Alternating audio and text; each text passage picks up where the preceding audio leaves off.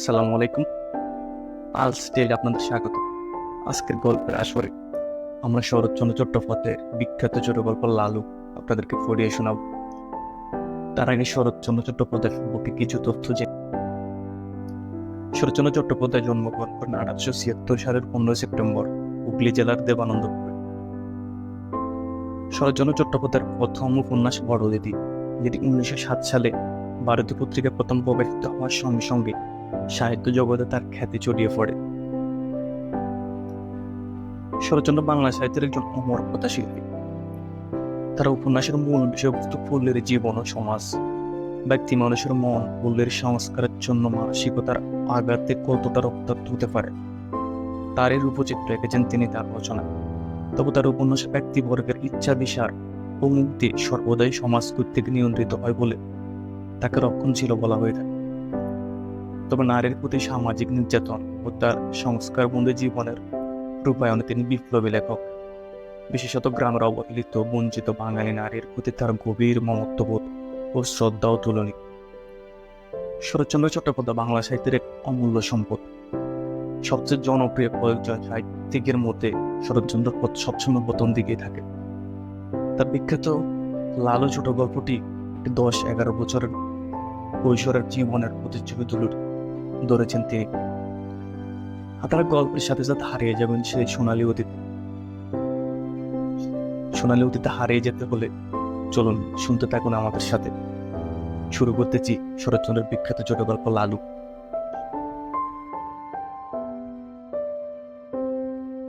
ছোটবেলায় আমার এক বন্ধু ছিল, তার নাম লালু। অর্ধ শতাব্দী পূর্বে, অর্থাৎ সে এতকাল পূর্বে যে তোমরা ঠিক মতো ধারণা করতে পারবে না। আমরা একটি ছোট বাংলা স্কুল এক ক্লাসে পড়তাম। আমাদের বয়স তখন 10-11। মানুষকে ভয় দেখাবার জব্দ করবার কত কৌশলী যে তার মাথায় ছিল তার ঠিকানা নেই। ওর মাকে রবারের সাপ দেখিয়ে এবার এমন বিপদে ফেলেছিল যে তিনি ফার্ম হাউসকে প্রায় 7-8 দিন খুঁড়িয়ে চলতেন। তিনি রাগ করে বললেন ওর একজন মাস্টার ঠিক করে দিতে। সন্ধ্যেবেলায় এসে পড়াতে বসবেন, ও আর উপদ্রব করবার সময় পাবে না। শুনে লালুর বাবা বললেন না, তার নিজের কখনো মাস্টার ছিল না। নিজের চেষ্টায় অনেক দুঃখ সয়ে লেখাপড়া করে তিনি একজন বড় উকিল হয়েছেন। ইচ্ছে ছিল ছেলেও যেন তেমনি করে বিদ্যা লাভ করে। কিন্তু সত্য হলো এই যেবার লালু ক্লাসের পরীক্ষা প্রথম না হতে পারবে, তখন থেকে থাকবে ওর বাড়িতে পড়ানোর টিউটার। সে যাত্রা লালু পরিত্রাণ পেল, কিন্তু মনে মনে রইল ও মার পরে চটে, কারণ উনি তার গাড়ে মাস্টার চাপানোর চেষ্টায় ছিলেন। সে জানতো বাড়িতে মাস্টার ডেকে আনা পুলিশ ডেকে আনা সমান। লালুর বাপ ধনী গৃহস্থ, বছর কয়েক হলো পুরনো বাড়ি ভেঙে তেতলা বাড়ি করেছেন। সে অবধি লালুর মায়ের আশা গুরুদেবকে বাড়িতে এনে তার পায়ের দুললেন। কিন্তু তিনি বৃদ্ধ, ফরিদপুর থেকে দূরে আসতে রাজি হন না। কিন্তু এবার সেই সুযোগ ঘটেছে। স্মৃতিরত্ন সূর্যগ্রহণ উপলক্ষে কাশি এসেছেন, সেখান থেকে লিখে পাঠিয়েছেন ফেরবার পথে নন্দরানীকে আশীর্বাদ করে যাবেন। লালুর মার আনন্দ ধরে না, উদ্যোগ আয়োজনে ব্যস্ত। এতদিনের মনস্কামনা সিদ্ধ হবে, গুরুদেবের পায়ের ধুলো পড়বে, বাড়িটা পবিত্র হয়ে যাবে।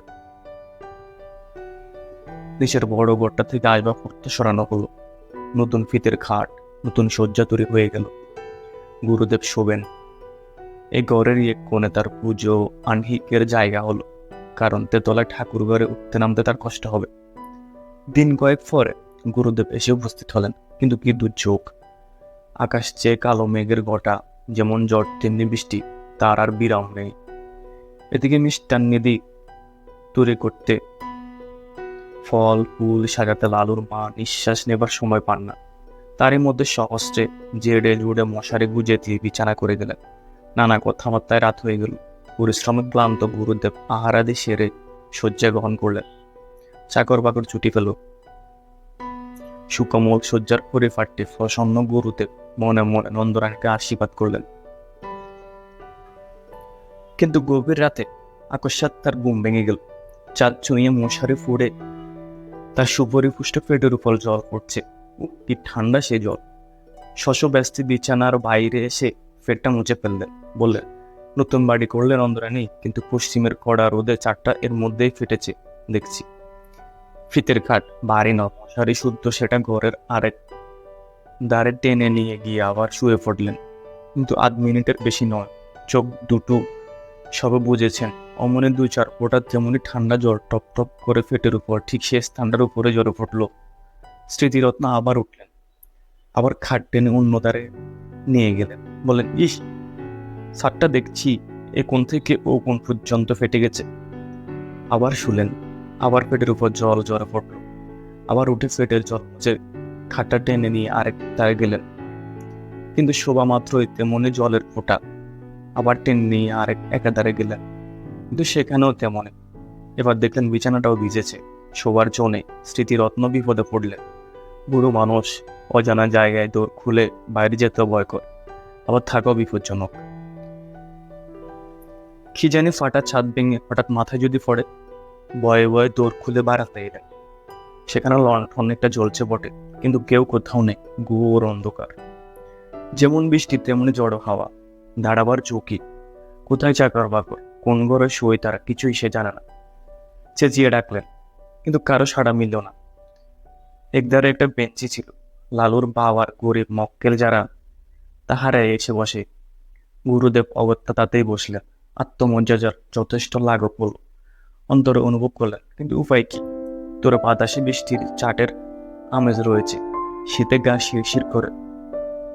কোচার খুঁটটা গায়ে জড়িয়ে নিয়ে পা দুটি যথাসম্ভব উপরে তুলে যথাসম্ভব আরাম পাওয়ার আয়োজন করে নিলেন। নানাবিধ শ্রান্তি ও দুর্বিপাকেতে অবশ, মন তিক্ত, ঘুমে ঝোঁকের ফাতা পাড়া দূর, অনভ্যস্ত গুরু ভোজন ও রাত্রি জাগরণে দু একটা অম্ল উদ্গারের আওয়াজ দিলে উদ্বেগের অবধি রইল না। হঠাৎ এমনই সময় অভাবনীয় নতুন উপদ্রব। পশ্চিমের বড় বড় মশা দুই কানের ফাঁসে এসে গান জুড়ে দিলে। চোখের পাতা প্রথমে সাড়া দিতে চায় না, কিন্তু মন শঙ্কায় পরিপূর্ণ হয়ে গেল। কি জানি এরা সংখ্যায় কত? মাত্র মিনিট 2 অনিশ্চিত নিশ্চিত হলো। গুরুদেব বুঝলেন সংখ্যায় এরা অগণিত। সে বাহিনীকে উপেক্ষা করে বিশ্বে এমন বীর পুরুষ কেউ নেই। যেমন তার জুলুনি, তেমনি তার চুলকুনি। স্মৃতিরত্ন দ্রুত স্থান ত্যাগ করলেন, কিন্তু তারা সঙ্গ নিলে। ঘরের মধ্যে জলের জন্য যেমন, ঘরের বাইরে মশার জন্য তেমন। হাত পায়ের নিরন্তর আক্ষেপে, গামছার সঘন সঞ্চালনে কিছুতে তাদের আক্রমণ প্রতিহত করা যায় না। স্মৃতিরত্ন এই ফাঁস থেকে ও ফাঁসে ছুটে বেড়াতে লাগলেন। শীতের মধ্যেও তার গায়ে ঘাম দিল। ইচ্ছে হলো ডাক ছেড়ে চেঁচান, কিন্তু নিতান্ত বালকোচিত হবে ভেবে বিরত রইলেন। কল্পনায় দেখলেন নন্দরানী সুকোমল শয্যায় মশারির মধ্যে আরামে নিদ্রিত। বাড়ির যেখানে আছে ফরম নিশ্চিন্তে সুপ্ত, শুধু তার চুটুরি বিরাম নেই। কোথাকার গড়িতে 4টে বাজল।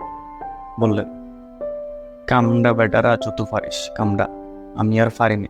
বলে বারান্দায় একটা কোণে পিঠের দিকটা যতটা সম্ভব পাচিয়ে ঠেস দিয়ে বসে পড়লেন।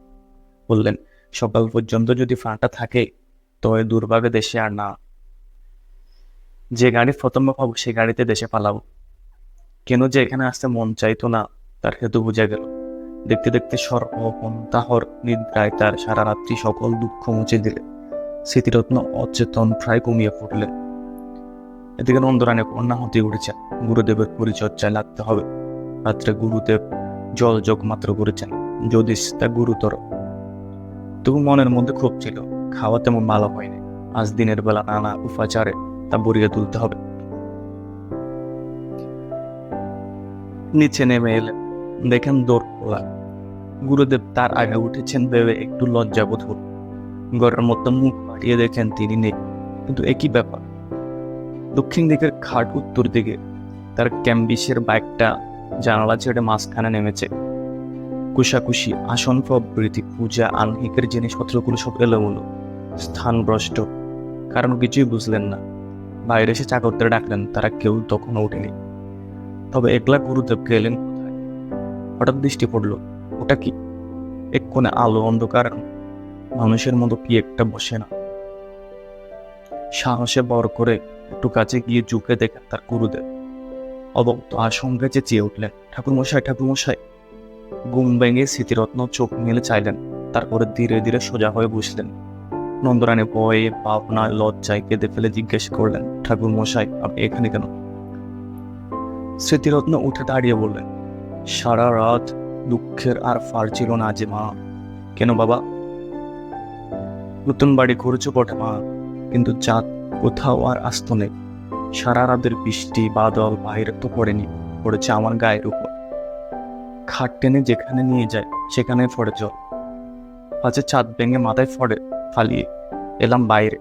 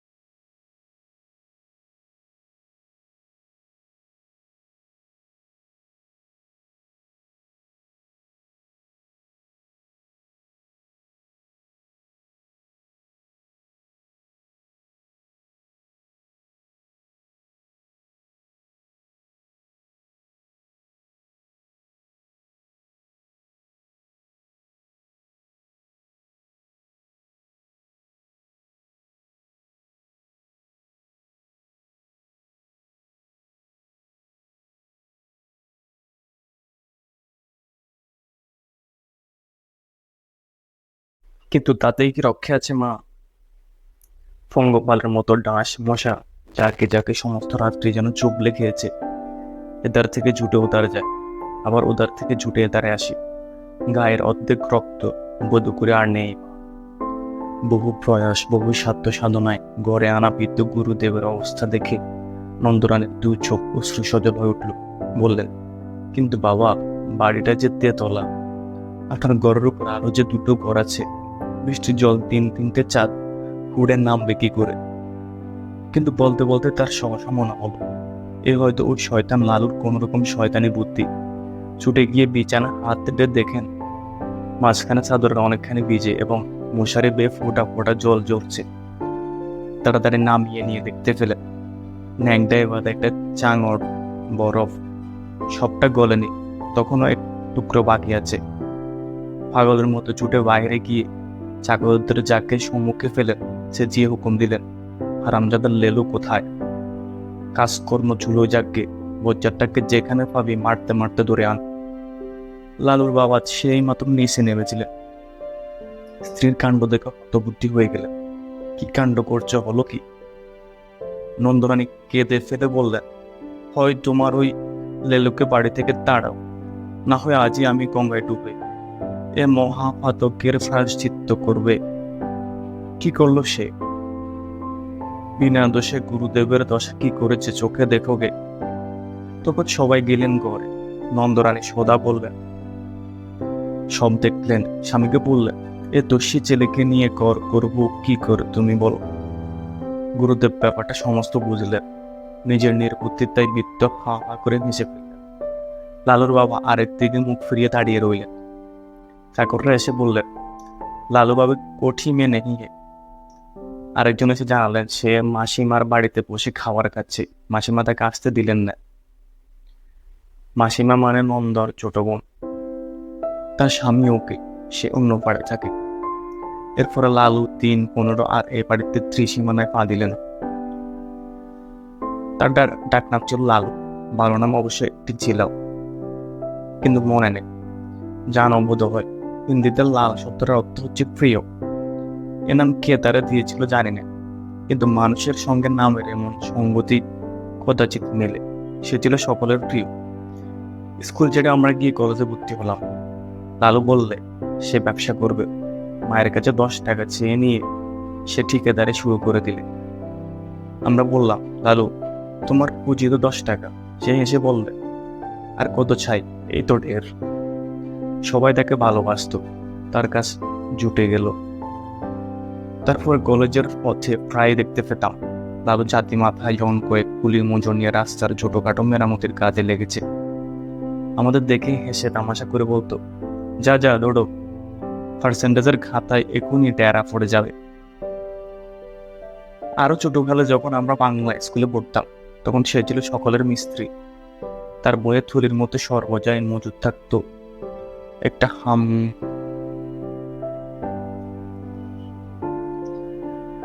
একটা হামানদিস্তার ডাটি, একটা নরম, একটা ভাঙা ছুরি, ফুটো করবার একটা পুরনো তুরফুনের কলা, একটা গোড়ার নাও, কি জানি কোথা থেকে সে এসব সংগ্রহ করেছিল।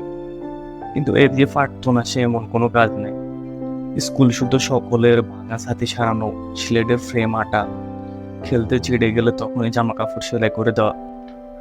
এই পর্বের দিনে কয়েক পয়সার রঙিন কাগজ আর শোলা কিনে কি একটা নতুন তৈরি করে সে গঙ্গার ঘাটে বসে প্রায় 2.5 টাকার খেলনা বিক্রি করে ফেললে।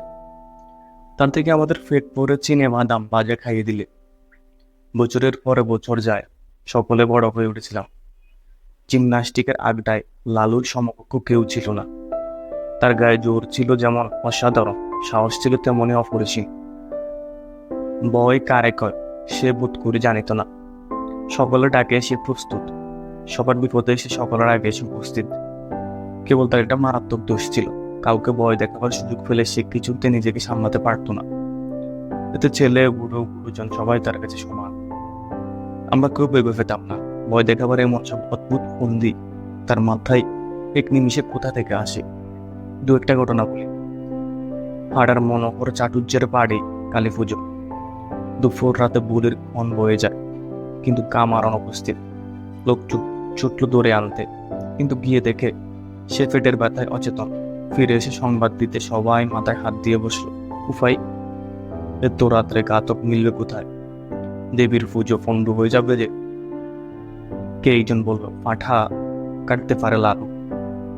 এমন অনেক সে কেটেছে। লোকে দৌড়ে তার কাছে গেল। লালু ঘুম ভেঙে উঠে বসলো, বলল, না না কি গো, দেবীর পুজো ব্যাঘাত করতে সর্বনাশ হবে যে। লালু বললে, হয় হোক গে, ছোটবেলায় ও কাজ করেছি, কিন্তু এখন আর করব না। যারা ডাকতে এসেছিলেন তারা মাথা কুটতে লাগলেন। আর 10-15 মিনিট মাত্র সময়, তারপরে সব নষ্ট, সব শেষ। তখন মহাকালীর কোপে কেউ বাঁচবে না। লালুর বাবা এসে আদেশ দিলেন যেতে। বললেন, ওরা নিরুপায় হয়ে এসেছে, না গেলে অন্যায় হবে, তুমি যাও। সে আদেশ অমান্য করার সাধ্য লালুর নেই। লালুকে দেখে চাটুজ্জে মশার ভাবনা গুছলো। সময় এনে তাড়াতাড়ি ফাঁটা উৎসর্গিত হয়ে কপালে সিঁদুর, গলায় জবার মালা পরে হাঁড়ি কাঠে ফুটল। বাড়ি শুধু সকলের মা মা রবের প্রচন্ড চিৎকারে নিরুপায় নিরীহ জীবের শেষ আত্মকণ্ঠ কোথায় ডুবে দিল। লালুর হাতের খড়গ নিমিষে উত্থিত হয়ে সজোরে নামালো। তারপরে বুড়ির চিহ্ন কণ্ঠ থেকে রক্তের ফোয়ারা কালো মাটি রাঙা করে দিলে। লালু ক্ষণকাল চোখ বুঝে রইল। ক্রমশ ডাকডোল কাশির সংমিশ্রণে বুড়ির বিরাট বাজনা থেমে গেল। যে ফাটাটাও দূরে দাঁড়িয়ে কাঁপছিল, আবার তার কপালে চড়ল সিঁদুর, গলায় দুলল রাঙা মালা। আবার সেই হাঁড়ি কাঠ, সেই ভয়ঙ্কর অন্তিম আবেদন, সেই বহু কণ্ঠের সম্মিলিত মা মা ধ্বনি। আবার লালু রক্ত মাখা হাড়া উপরে উঠে চক্ষের ফলকে নিচে নেমে এলো। পশুর দ্বিখণ্ডিত দেহটা ভূমিতলে বার কয়েক হাত পা আসতে কি জানি কাকে শেষ নালী জানিয়ে স্থির হলো। তার কাটা গলা রক্ত দ্বারা রাঙা মাটি আরো খানিকটা রাঙিয়ে দিলে। ডুলির মাদের মতো ডোল বাজাচ্ছে।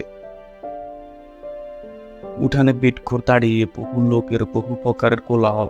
সম্মুখের বারান্দায় কার্পেটের আসনে বসে মনোহর চাটুজ্জে মুদ্রিত নেত্রে ইষ্ট নাম জপেরত। আকস্মাৎ লালু ভয়ঙ্কর একটা হুঙ্কার দিয়ে উঠল। সমস্ত শব্দ সাড়া থেমে গেল। সবাই বিস্ময়ে স্তব্ধ। এ আবার কি? লালুর অসম্ভব বিস্ফোরিত চোখের তারা দুটো যেন ঘুরছে। চেঁচিয়ে বলল, আরে ফাঁটা কই?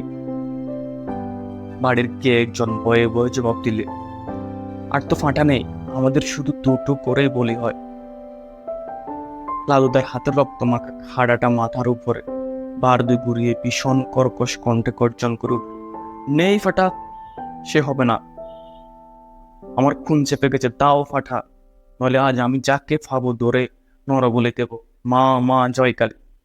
বলেই একটা মস্ত লাফ দিয়ে সে হাঁড়ি কাঠের এদিক থেকে ওদিক গিয়ে পড়ল।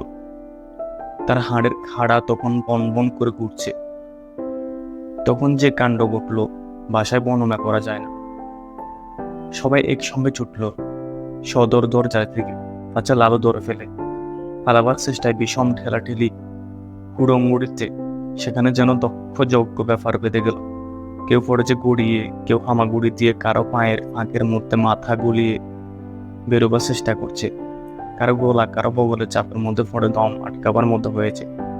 একজন আর একজনের গাড়ির উপর দিয়ে পালাবার চেষ্টায় ভিড়ের মধ্যে মুখ থুবড়ে পড়েছে, কিন্তু এসব মাত্র মুহূর্তের জন্য, তারপরে সমস্ত ফাঁকা। তাহলে গর্জে উঠল, মনে করে চাটুজ্জে কই, ফুরুত গেল কোথায়? ফুরুত রোগালো, সে গণ্ডগোলের সুযোগে আগে গিয়ে লুকিয়েছে প্রতিমার আড়ালে। গুরুদেব প্রশাসনে বসে চণ্ডীপাঠ করছিলেন। তাড়াতাড়ি উঠে ঠাকুর দালানের একটা মোটা থামের পিছনে গা ঢাকা দিয়েছেন, কিন্তু বিফল আয়তন দেহ নিয়ে মনোহরের ছুটোছুটি করা কঠিন। লালু এগিয়ে গিয়ে পা হাতে তার একটা হাত চেপে ধরলে, বললে, চলো, হাড়ি ঘাটে গিয়ে গলা দেবে। একে তার বজ্র মুষ্টি, তাতে ডান হাতে খাড়া বয়ে চাটুজ্যের পান উড়ে গেল। কাদো কাদো গলায় মিনতি করতে লাগলেন। লালু স্থির হয়ে চেয়ে দেখ, আমি পাঠা নয়, আমি মানুষ। আমি সম্পর্কে তোমার জ্যাঠামশাই হই বাবা। তোমার বাবা আমার ছোট ভাইয়ের মতো। সে জানি নে আমার খুন চেপেছে। চলো তোমাকে বলে দেবো, মায়ের আদেশ। চাটুজ্জে ডুকরে খেতে উঠলেন। না বাবা, মায়ের আদেশ নয়, কখনো নয়। মা যে জগৎ জননী। লালু বললে, জগৎ জননী সে জ্ঞান আছে তোমার? আর দেবে ফাটা বলি? ডেকে ফাটাবে আমাকে ফাটা কাটতে? বলো। চাটুজ্জে কাটতে কাটতে বললেন, কোনোদিন নয় বাবা, আর কোনোদিন নয়। মায়ের সম্মুখে 3 শক্তি করছি। আজ থেকে আমার বাড়িতে বলি বন্ধ। ঠিক তো? ঠিক বাবা, ঠিক। আর কখনো না। আমার হাতটা ছেড়ে দাও বাবা, একবার পায়খানায় যাও।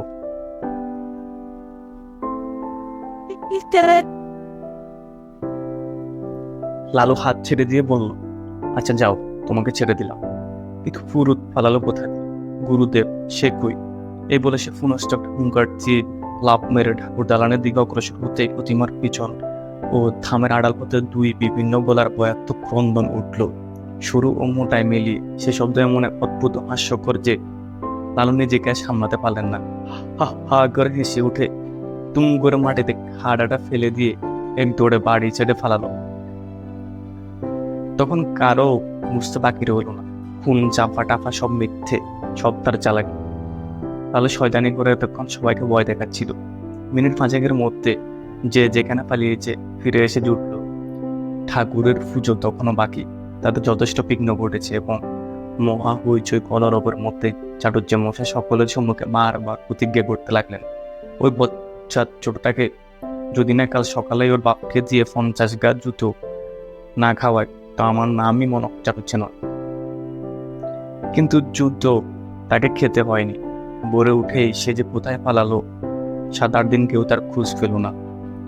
দিন 7 পরে একদিন অন্ধকারে লুকিয়ে চাটুজ্জের বাড়িতে ঢুকে তার ক্ষমা এবং পায়ের দুলি নিয়ে সে যাত্রা বাপের ক্রোধ থেকে নিস্তার ফেল।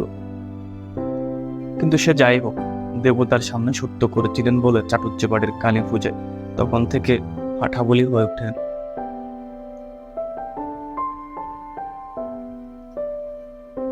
ফাটা বলি হয়ে উঠেনি। আমাদের শহরে তখন শীত পড়েছে, হঠাৎ কলেরা দেখা দিল। তখনকার দিনে ওলা ওঠার নামে মানুষের ভয়ে হতজ্ঞান হতো। কারো কলেরা হয়েছে শুনতে ফেলে সে পাড়ে মানুষ থাকতো না। মারা গেলে তা অকরাল লোক মেলা দুর্ঘট হতো। কিন্তু সে দুদিনও আমাদের ওখানে একজন ছিলেন যার কখনো আপত্তি ছিল না। গোপাল খুড়ো তার নাম। জীবনের ব্রত ছিল মরা ফোড়ানো। কারো অসুখ শক্ত হয়ে উঠলে তিনি ডাক্তারের কাছে প্রত্যক্ষ সংবাদ নিতেন। আসানায় শুনলে খালি পায়ে গামছা কাঁধে তিনি ঘন্টা 2 পূর্বে সেখানেই উপস্থিত হতেন। আমরা জয়েন কয়েক ছিলাম, তার চেলা। মুখ বার করে বলে যেতেন, ওরে আজ রাত্রিটা একটু সতর্ক থাকিস, ডাকলে যেন সাড়া পায়। রাজদারের শ্মশান শাস্ত্র বাক্য মনে আছে তো? আগে আছে বই কি, ডাক দিলে গামছা সমেত বেরিয়ে পড়। বেশ বেশ, এই তো চাই, এর চেয়ে পুণ্যকর্ম সংসারে নেই। আমাদের দলের মধ্যে ছিল লালু একজন। ঠিকাদারের কাজে বাইরে না গেলে সে কখনো না বলতো না। সেদিন সন্ধ্যাবেলা বিষণ্ণ মুখে খুড়ো এসে বললেন, বিষ্টু পণ্ডিতের পরিবারটা বুঝি রক্ষে পেল না। সবাই চমকে উঠলাম। অতি গরিব বিষ্টু ভট্টাচার্যের কাছে বাংলা স্কুলে আমরা ছেলেবেলায় পড়েছিলাম। নিজে সে চিররুগ্ন এবং চিরদিন স্ত্রীর প্রতি একান্ত নির্ভরশীল।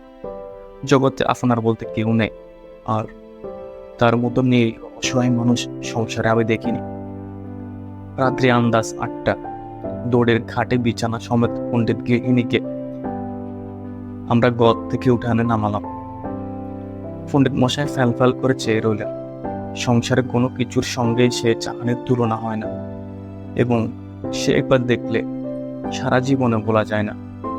মৃতদেহ তোলবার সময় পণ্ডিত মশাই আস্তে আস্তে বললেন, আমি সঙ্গে না গেলে মুখাগ্নির কি হবে? কেউ কিছু বলবার আগে লালু বলে উঠল, ও কাজটা আমি করব পণ্ডিত মশাই। আপনি আমাদের গুরু, সে সম্পর্কে উনি আমাদের মা। আমরা সবাই জানতাম শ্মশানে হেঁটে যাওয়া তার পক্ষে অসম্ভব। বাংলা স্কুল মিনিট 5 পর হাঁপাতে হাঁপাতে সেটুকু আসতেও তার আধ ঘন্টার বেশি সময় লাগতো। পণ্ডিত মশাই একটু চুপ করে থেকে বললেন, নিয়ে যাওয়ার সময় ওর মাথায় একটা সিঁদুর ভরিয়ে দিবিনি লালু? নিশ্চয় দেব পণ্ডিত মশাই, নিশ্চয় দেব, বলে একলা সে ঘরে ঢুকে কোটো বার করে আনলে এবং যত সিঁদুর ছিল সমস্তটাই মাথায় ঢেলে দিলে। পরে বল দিয়ে আমরা গৃহ হতে গৃহিণীর মৃতদেহ চিরদিনের মতো বার করে নিয়ে এলাম। পণ্ডিত মশাই খোলা দৌড়ের চৌকাঠে হাত দিয়ে তেমনি চুপ করিয়ে দাঁড়িয়ে রইলেন। গঙ্গার তীরে শ্মশান অনেক দূর, প্রায় ক্রোশ 3। সেখানে পৌঁছে যখন আমরা সব নামালাম তখন রাত 2টো। লালু খাট চুয়ে মাটিতে ফা চড়িয়ে বসলো। কেউ কেউ যেখানে সেখানে শ্রান্তিতে চিত হয়ে শুয়ে পড়ল। শুক্লা দাদু শিরপুর স্ফুট জ্যোৎস্নায় আলুময় বহুদূর বিস্তৃত শ্মশান অত্যন্ত জনহীন। গঙ্গার ওপার থেকে কনকন উত্তর হাওয়ার জলে ঢেউ উঠেছে। তার কোনোটা লালুর পায়ের প্রায় নিচে পর্যন্ত আসর খেয়ে খেয়ে পড়েছে। শহর থেকে গরুর গাড়িতে ফোড়াবার কাঠ আসে, কি জানি সে কতক্ষণে পৌঁছাবে। আধ ক্রোশ দূরে পথের ধারে ডমুদের বাড়ি। আসার সময় আমরা তাদের হাত দিয়ে এসেছি, তাদের আসতেই বা না জানি কত দেরি। সহসা গঙ্গার ওপারে দিগন্তে একটা গাঢ় কালো মেঘ উঠে প্রবল উত্তরে হাওয়ায় উঁ করে সেটা এপারে ছুটে আসতে লাগলো। গোপালপুরে সব ভয়ে বললেন, লক্ষণ ভালো ঠেকছে না রে, বৃষ্টি হতে পারে। এই শীতে জলে ভিজতে আর রক্ষে থাকবে না। কাঁচা আশ্রয় কোথাও নেই, একটা বড় গাছ পর্যন্ত না। কতকটা দূরে ঠাকুর বাড়ির আম বাগানে মালিদের ঘর আছে বটে, কিন্তু অতখানি চোটার তো সহজ নয়।